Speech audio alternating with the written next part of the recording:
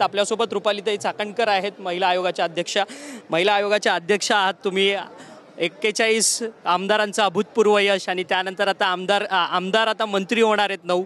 इतका सस्पेन्स का? एक आता अभूतपूर्व यश महायुतीला भेटलं असताना इतका सस्पेन्स मंत्रिमंडळाच्या विस्ताराबाबतीत का? मला वाटत नाही सस्पेन्स वगैरे काही याच्यामध्ये। आपण कायम पाहतो की पक्षश्रेष्ठी जे निर्णय घेतात त्या संबंधित व्यक्तीपर्यंत ते निरोप पोहोचवलेला जातो। आणि आज आपण हा आमच्या विदर्भाच्या कार्यकर्त्यांचा मेळावा आहे, यामध्ये आमचे सगळे आमदार उपस्थित आहे। याच्यानंतर मंत्रिपदाची शपथ होणार आहे।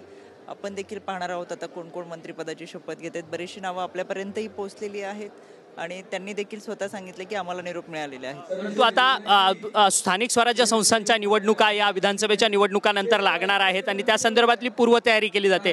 राष्ट्रवादी काँग्रेस पक्ष स्वबळावरती पुढच्या सगळ्या निवडणुका स्थानिक स्वराज्य संस्थेच्या लढवणार आहात का? कारण की ज्या पद्धतीने भाजपचा आता एकला चलोरेचा नारा कुठेतरी त्यांचा पाहायला मिळतो, 100% भाजप। कायम विरोधकांकडून अशा पद्धतीची वक्तव्य केली जातात, पण लोकसभेपासून आतापर्यंत आपण पाहतोय महायुती एकत्र लढली आणि चांगल्या पद्धतीने त्यांनी जनमानसामध्ये आपल्या एका नेतृत्वाचा कर्तृत्वाचा ठसा उमटवलेला आहे। त्याच्यामुळे येणाऱ्या स्थानिक स्वराज्य संस्थेमध्ये देखील पक्षश्रेष्ठी जे निर्णय घेतील ते मान्य करून कार्यकर्ते काम। महायुती अभेद्य राहणार का? कारण की ज्या पद्धतीने आता 100% भाजप स्वतः नारा देणार आहे, त्याकरता अनेक त्यांच्या पक्षांतर्गत बदल हालचाली होताना पाहायला मिळतील। अशातच महायुती ही लॉंग टर्म टिकेल। महायुती ही अभेद्यच आहे। विरोधकांनी त्याची काळजी करू नये, विरोधकांनी त्यांच्या पक्षाची काळजी करावी। त्याच्यामुळे अशा पद्धतीने जर कोणी वक्तव्य करत असेल तर त्यांनी स्वतःचं आत्मचिंतन करावं। आम्ही सक्षम आहोत। खरं तर धन्यवाद। आमच्याशी बातचीत केली या होत्या रुपाली चाकणकर।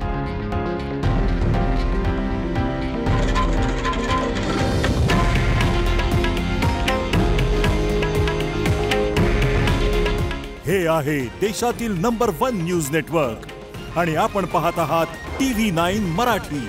काळजी तुमची, हित महाराष्ट्राचं।